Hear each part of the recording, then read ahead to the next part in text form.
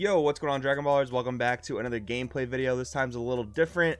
We're here on Untapped. This is actually a patron playtesting session. Shout out to you, James, aka Nerd Farm. So here we have my Frieza swap deck that I actually uploaded to the Patreon. You can actually check that out if you want to take a look at it. Versus James' Cell build. And our Cell builds are pretty similar. That is also on the Patreon if you guys want to check that out. It's just kind of coincidental that both those are on the Patreon. But anyways, I got to go first. I basically charged the tapped energy and passed, and Cells happen to do the same thing, but Cell's setup is a little bit better. The Frieza deck can +1 turn 1, which is pretty sweet, and actually me seeing the King Cold in the top 3 here is pretty huge, because Cell is never going to attack me. Cell is actually going to try and stall me until they can drop the 9-drop Super 17 successor, and the fact that James is tapped out here, I get to drop the King Cold, not worry about Vegeta the Cruel, not worry about Preemptive Strike, and I can get Self-Awakened. Luckily, Frieza can also stack the bottom of the deck to where you can reliably play a Frieza army card from the bottom, so that's pretty awesome. And we're attacking here just to put a little bit of pressure on him. We use the King Cold. We know there's no Frieza on the bottom of the deck, so we pass it over to James. Now, turn 2, he can't really clear the King Cold unless he decides to like Awaken and then Successor 6, but he's definitely going to still want to look at the top 5 every single turn, so that's probably not a play he's going to want to go for. It's kind of unfortunate that we can't easily see the life totals here on the Untapped game. That's kind of annoying, but I do know for a fact that I'm going to stall James at 5 life for as long as I possibly can, and I charge the Denial because it's pretty much dead in this matchup. It doesn't really do a whole lot against Cell. Their successors are just too big. They're 25k, so it doesn't really do too much. You don't want to Denial of Hope the little Cells or the little androids, because they just come back so easily. But yeah, not seeing life total here is kind of frustrating, but like I said, I am going to want to stall James here at 5 life for as long as I possibly can, because I don't want him to be able to use his surge abilities yet. I don't want him to be able to pop my board, and I also don't want him to be able to quote-unquote time walk me. And when I refer to time walk, that means like he's going to send everything I play to rest mode for the next like 2 turns, and I don't want that to happen. So here we are, setting up the deck with the top of the leader effect. Playing the Frieza, I'm going to boost the leader by 5. Swap into the 2-drop Frieza.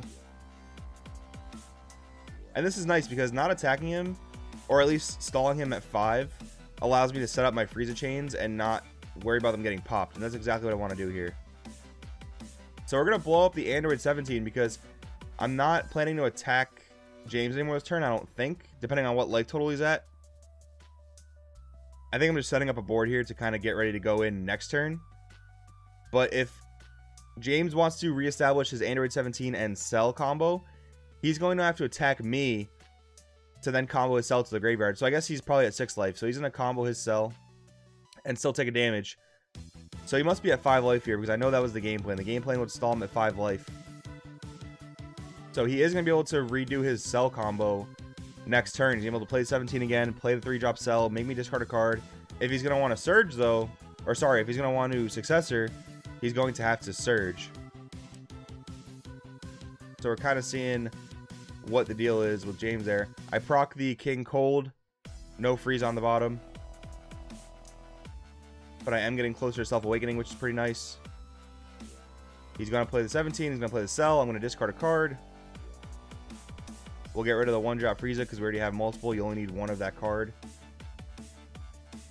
Okay, looks like he is going to Surge here. So that will allow him to Successor. And Cell is really good with barrier removal, so he can actually kill my 3-drop if he really wants to. And yep, that's what he's going to do. He's going to drop the 3-drop, and he's going to make me pitch a card. We'll drop the Topo because I'm not too worried about getting aggroed here. More so worried about like hand size and creating a board that I can pressure him with. The nice thing about King Cold too is that he's a blocker, so once he's kind of outlived his usefulness, that's so funny, kind of like in the anime. Once he's outlived his usefulness of Self-Awakening us, we can just block a big attack with him. So he works out really well for that reason. Especially once James gets into his next successor, he can rip the any battle card he gets in my hand. He can rip out, but nice thing is he cannot rip out. Or he cannot kill the blocker with the 9-drop at least. The top 3 with the leader. We're going to see another clan commander. Looks like we're adding King Cold. Okay, so we're putting clan commander to the bottom, probably so that we can play it off of the King Cold. That makes sense. And clan commander is so good. It allows the deck to be super aggressive. Like, it's kind of like Goten from Storm back in the day, how you were able to play a threat that also searches you a card. Unfortunately, it doesn't do it every single turn, but it's still really high value when you want to just be a little bit more aggressive and not really rely so much on a Frieza chain. So I'm going to get Nimbus here. That might actually tell me to end my turn. So we're going to go into the 3-drop Frieza, pop the Android 18. And that's really what you want to do in this matchup. You want to just make Successor for them as difficult as physically possible. So like dealing with the 18 there is good because it forces him to reinvest in energy into playing it again. And then that means next turn you can't actually sell 9-drop me. That's actually really, really important because sell 9-drop is a 4 energy Successor. So we do get the double strike crit in on the leader. So he's at 3 life now. We can see that on the screen. He's at 3 life. I pressure him with a 15k leader. And the fact that that 1-drop Frieza boosts me by 5k, that's super high value. The fact I can put pressure on him unawakened is awesome. Now we go to the bottom card of the deck. And it is a Frieza clan, so King Cold can play it. And we get to look at top 5. So that's just super, super plus. We're going to add the free energy Mecha Frieza just for a good charge next turn. We do have the double strike crit Frieza on the board. Now he is green. He can deal with it pretty easily. He can actually now kill it with his leader. But the double strike crit was worth it. Keeping his hand at 6 was very well worth it. Now this is interesting because he's going his cell into my Frieza.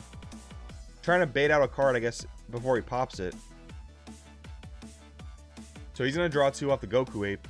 He does have the leader ability just to kill the Frieza, so I imagine that's what he's going to do here. Yep, leader ability, do that. I'm going to pitch a card. Get rid of the King Cold. Again, he's outlived his usefulness. He's going to tap 1 for the Android 18. That's pretty good because if he does combo 3 cards from his hand, Android 18 actually becomes a free 10k combo. So again, just, you know, good value. Again, with Cell, you're not going to build the biggest hand ever, but you do have pretty high value cards like 18 that allow you to play a better game in the sense that you don't have such a huge hand, but you do get a free 10k combo, so that's pretty cool. People are actually experimenting with that card in Black Buu, in Mono Black Buu, because obviously you only ever keep 5 cards in hand, and it's a free 10k combo. So that is kind of neat, actually. Really cool idea.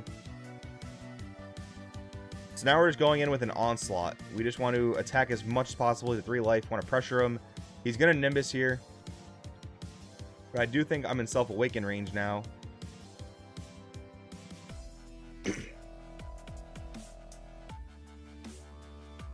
Yep, so we boosted the leader by 5. Swapping into another 2. And James is low on hand here, so he's kind of hurting in the defense department. We are going to swap into another 3-drop. Again, killing the 18. Now, next turn, he can sell Successor Me for 9, but he has to tap out for it. But we're putting the pressure on here. So we're going a 25k swing at the leader. And that was crit with my leader as well. So we should have forced him to 2 there. Oh, and we have the 5-drop Frieza in hand, and he's tapped out. He also may not have pitched for Nimbus here. No, he did. Okay, that's why my turn's over. So I basically need to survive this turn and then get to my 5-drop Frieza next turn. That's what I need to pray to do here. But that's going to depend pretty strongly on what James's plays are here. He's going to attack leader for 25. We're playing the defense because he does drop a triple striker, so we don't... Oh, and getting the topo was really, really clutch there off the super combo. Very, very clutch. He does play Cooler in his deck. I don't know if he has it. I think he discarded it earlier, possibly comboed with it earlier. I don't know if he plays more than 1.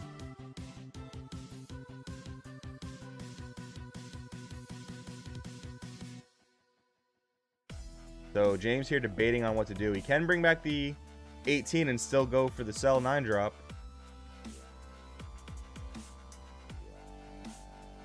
He could also quote-unquote time walk me. We're probably talking through it here on what the best play is. He's going to draw 2 off the Sand Instincts. Okay. So now I cannot possibly get Cell drop 9. Or Cell 9 drop, rather. Yeah, that's the thing with the Cell deck, too. Once you do Awaken, you lose the flexibility of making certain plays on your turns.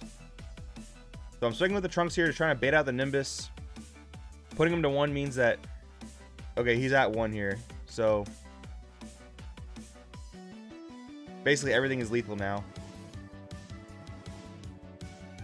So he is going to drop the Broly Arrival and tap my leader. But again, I do have the Frieza 5-drop swap in my hand, so not too bad.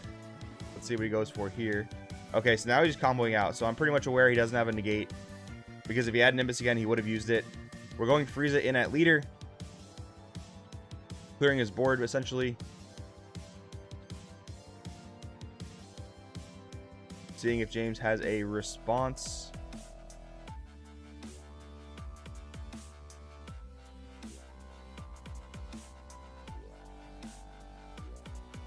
And if he doesn't have a response, we're going to combos. Nothing he can Arrival for 1 energy should be able to clear my Frieza. And that's one thing you really have to watch out for this format, are Arrivals that clear your threats. That's going to be a huge thing. So it looks like no negates here, so I'm just comboing all in because, again, nothing he plays should be able to clear my threat. And it looks like he milled a Nimbus off the top with the Frieza effect. So we're at a pretty huge combo here. He's going to try to out-combo it, but Cell doesn't always have a huge amount of combo power in hand.